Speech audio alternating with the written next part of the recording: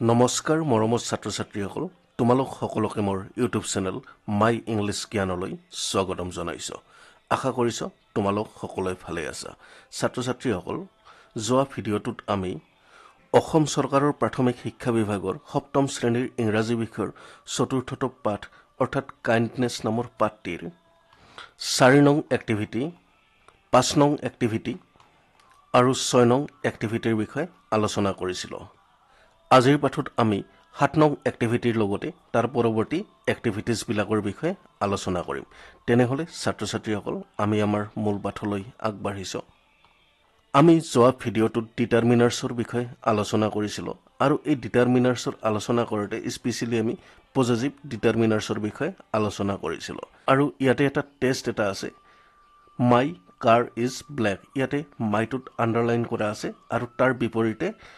4টা অপচন দিয়া আছে এই মাইটোক আমি কি বুলি কম নাউন বুলি কম নে প্ৰনাউন বুলি কম নে এডজেক্টিভ বুলি কম নে এডভাৰ্ব বুলি কম আমি এই নাউনটোক এডজেক্টিভ বুলি কম কাৰণ ই কোনো নাউনৰ আগত বহি নাউনক কোৱালিফাই কৰিছে অৰ্থাৎ ইয়াতে কাৰ যেটো ওয়াৰ্ড আছে এইটো হৈছে নাউন আৰু নাউনৰ আগত বহা বাবে ইয়াক আমি এডজেক্টিভ বুলি কম অৰ্থাৎ যিবিলাক ওয়াৰ্ড নাউনৰ আগত বহি নাউনক কোৱালিফাই কৰে সেইবিলাকেই এডজেক্টিভ আৰু এডজেক্টিভ বিলাককে আন কথাত ডিটাৰমিনাৰ বুলিও ক'ব পাৰি তাৰ পিছত ইয়াতে আৰু এটা টেষ্ট আছে তোমালোকে চাবা দে came to C my new কাৰ ইয়াতে এই মাই নামৰ যেটো ওয়াৰ্ড আছে ইয়াতে আন্ডাৰলাইন কৰা আছে আৰু ইয়াক তোমালোকে কি বুলি ক'বা নাউন ক'বা নে প্ৰনাউন ক'বা নে এডজেক্টিভ ক'বা নে এডভাৰ্ব বুলি ক'বা এই মাইটোক কিন্তু আমি ইয়াতে এডজেক্টিভ বুলি ক'ম কাৰণ ই আন কোনো এডজেক্টিভৰ আগত বহি নাউনক কোৱালিফাই কৰিছে অৰ্থাৎ এডজেক্টিভ বিলাক আন কোনো এডজেক্টিভৰ আগত বহিব পাৰে ইয়াতে কাৰ্টুন নাউন তাৰ পিছত নিউ কাৰক কোৱালিফাই কৰিছে কোনে নিউ আৰু এই নিউটো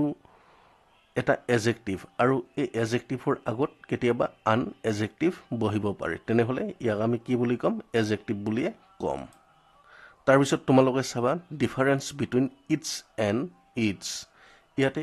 এটা ইটস আছে আই টি এস আৰু এটা আছে আই টি এপোষ্ট্ৰফি এস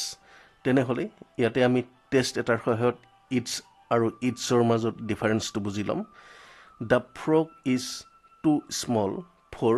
দিছ একুৰিয়াম ইয়াতে ইটস আৰু ইটস আছে দুটা আছে তেনেহলে ইয়াতে কোনটো ইটস ব্যৱহাৰ হ'ব ইয়াতে নিশ্চয় এইটো ইটস ব্যৱহাৰ হ'ব কিয় কাৰণ ইটসটো হৈছে ইটৰ পজিটিভ ৰূপ যদি কোনো জড় বস্তু বা সাধাৰণ জীৱ-জন্তুৰ কোনো পজিটিভ অৰ্থ বুজাব লগা হয় তেনেহলে ইটস ব্যৱহাৰ কৰা হয় ফৰ এক্সাম্পল ইয়াতে আমি এটা সেন্টেন্স এটা দিম আই হ্যাভ এ পেন তাৰ পিছত এতিয়া এই পেনৰ বিষয়ে আমি আন এটা তথ্য দিম I have a pen, its color is black. অৰ্থাৎ পেন কোনো জড় বস্তু বা সাধাৰণ বস্তু এটাৰ কথা বুজোৱা হৈছে পেন আৰু ইয়াতে কি কৰা হৈছে মোৰ এটা কলম আছে আৰু কলমটোৰ ৰংটো কেনেকুৱা কাৰ ৰঙৰ কথা কোৱা হৈছে কলমটোৰ অৰ্থাৎ ইটস এইটো হৈছে পজিটিভ ৰূপ কোনো জড় বস্তু বা সাধাৰণ বস্তুৰ যদি আমি কোনো পজিটিভ ৰূপ দেখুৱাব লগা হয় তেনেহলে তাক আমি ইটস হিচাপেহে ব্যৱহাৰ কৰিম আনহাতে তোমালোকে এই টেষ্টলৈ মন কৰিবা ইয়াতে খালি ঠাই আছে মাই বুক ইয়াতে ইটস হ'ব নে ইটস হ'ব এইখন মোৰ কিতাপ তেনেহলে ইয়াতে শুদ্ধ অপচনটো হ'ব এইটো ইটস অৰ্থাৎ ইট ইজ ইয়াৰে কন্ট্ৰাক্টেড ফৰ্ম হৈছে ইটস তেনেহলে ইয়াক যদি আমি এনেকে লিখো একে হল it's my book it is my book তেনেহলে আমি কি বুজিলো যে ইট এপোষ্ট্ৰফি এস যদি থাকে তেনেহলে হেইটো হ'ব এই এপোষ্ট্ৰফিখিনি হ'ব কি ইজ অৰ্থাৎ ইট ইজৰ কন্ট্ৰাক্টেড ফৰ্ম হৈছে ইটস আৰু এই ইটসটো ব্যৱহাৰ হয় কোনো জড় বস্তুৰ পজিটিভ অৰ্থ বুজাবলৈ তোমালোকে টেবুলখনলৈ চাবা সাবজেক্টৰ স্থানত যদি আই থাকে তেনেহলে অবজেক্টৰ স্থানত মি থাকিব আৰু পজিটিভ মাই তাৰ পিছত সাবজেক্ট যদি ইট থাকে অবজেক্ট ইটে হ'ব আৰু পজিটিভ হ'ব ইটস সাবজেক্ট যদি ওয়ান থাকে অবজেক্ট হ'ব ওয়ান আৰু পজিটিভ হ'ব ওয়ান্স এইবাৰ আমি 7 নং এক্টিভিটিৰ বিষয়ে আলোচনা কৰিম read the text once again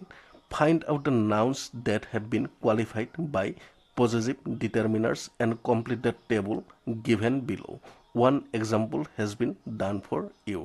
অৰ্থাৎ ইয়াতে আমি কিছুমান পজিটিভ ডিটাৰমিনাৰ লিখিব লাগিব আৰু সেই ডিটাৰমিনাৰ বিলাকে কোনবিলাক নাউনক কোৱালিফাই কৰিছে আমি এইটো ঘৰত লিখিব লাগিব ইয়াতে এটা এক্সাম্পল দিয়া আছিল আমি পাঠটো পুনৰবাৰ পঢ়িব লাগিব আৰু তাতে যিবিলাক পজিটিভ ডিটাৰমিনাৰ্স আছে আৰু সেই পজিটিভ ডিটাৰমিনাৰ্স বিলাকে যিবিলাক নাউনক কোৱালিফাই কৰিছে সেইবিলাক আমি ইয়াতে লিখিব লাগিব তোমালোকে নিজে নিজে পাঠবিলাক পঢ়ি চাবা আৰু তেনেকুৱা ধৰণৰ পজিটিভ ডিটাৰমিনাৰ আৰু সেই পজিটিভ ডিটাৰমিনাৰবোৰ যিবিলাক নাউনক কোৱালিফাই কৰিছে সেইবিলাক তোমালোকে বাছি উলিয়াবা আমি ইয়াতে দি দিছো কেইটামান দেয়াৰ souls ইয়াতে there two positive determiner souls আৰু এই দেয়াৰটোৱে কোৱালিফাই কৰিছে কাক souls নামৰ নাউনটো my brother in law his bag my sister her husband তেনেহলে তোমালোকে এইখিনি ভালদৰে চাই লবা Now practice using some more determiners. Fill in the blanks with appropriate possessive determiners. One is done for you. এতিয়া আমি আন কিছুমান ডিটাৰমিনাৰ্সৰ বিষয়ে অনুশীলন কৰিম Fill in the blanks with appropriate possessive determiners. ইয়াতে কিছুমান খালি ঠাই আছে আৰু এইবিলাক আমি সঠিক possessive determinersৰে আমি পূৰ কৰিব লাগে ইয়াতে এটা তোমালোকৰ বাবে দিয়া আছে The words belongs to us. They are our word. তাৰ পিছত বিনং সেন্টেন্সটো চাবা The words carried by you.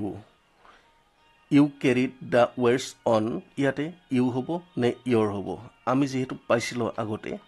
you থাকিলে কি হ'ব your হ'ব তেনেহলে ইয়াতে শুদ্ধ অপচনটো হ'ব your তাৰ পিছত সিনং সেন্টেন্সটো চাবা I am writing a book. It is ইয়াতে খালি ঠাই আছে আৰু ইয়াতে দুটা অপচন আছে I আৰু my তেনেহলে কি হ'ব ইয়াতে যদি ইয়াতে প্ৰথম অংশখিনিত কি আছে I আছে তেনেহলে ইয়াতে কি হ'ব I থাকিলে my হ'ব তেনেহলে ইয়াৰে শুদ্ধ অপচনটো হ'ব my তাৰ পিছতটো আছে The Kyrgyz are proud people. কুৰ্গী সকল সাহসী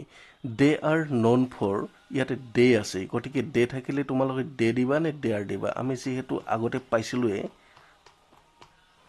they থাকিলে they are হয় তেনেহলে ইয়াতে শুদ্ধ অপচনটো হ'ব they are We are from Assam. Assam is ইয়াতে we আছে প্ৰথমতে গতিকে we থাকিলে কি হ'ব we থাকিলে our হ'ব তেনেহলে ইয়াৰে শুদ্ধ অপচনটো হ'ব কি our Besides possessive determiners there are other kinds of determiners such as articles অৰ্থাৎ and এই তিনিটা article বুলি কোৱা হয় demonstrative determiners these that these those quantifiers few a few some any etc numerals 1 2 3 4 and so on ordinals বিলাক হৈছে first second third fourth তাৰ পিছত distributive হৈছে each every এই বিষয়ে আমি ইতিমধ্যে আগতে আলোচনা কৰি আহিছো এইবাৰ আমি 8 নং এক্টিভিটিৰ বিষয়ে আলোচনা কৰিম 8 নং এক্টিভিটিৰ এ নং অংশটোত আছে In the passage below Radha is telling her friend Rohit about her neighborhood In Radha's description all the underlined and written in bold are determiners তলত দিয়া অনুচ্ছেদত ৰাধাই তাইৰ বন্ধু ৰহিতৰ আগত তাইৰ চুবুৰীয়াৰ বিষয়ে কৈ আছে ৰাধাৰ বিৱৰণিত থকা প্ৰতিটো আন্ডাৰলাইন আৰু বোল্ড আখৰেৰে লিখা সেইবোৰ হৈছে ডিটাৰমিনাৰ্স তেনেহলে আমি এবাৰ এই পেছেজটো চাই লম ৰাধাই কৈছে We live in Adarsh Nagar. Our locality is clean and green. There are many tall trees lining the road. There are 25 houses in our neighborhood. My house is located in the second land of our locality. We have a beautiful garden in front of our house. My mother looks after it. My neighbors also have beautiful gardens in front of their houses.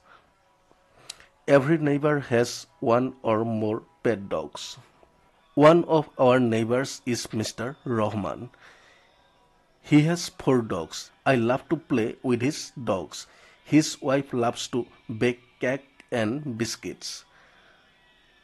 Here are a few pictures of her cakes. Don't they look very tasty? She has decorated these cakes very beautifully, hasn't she?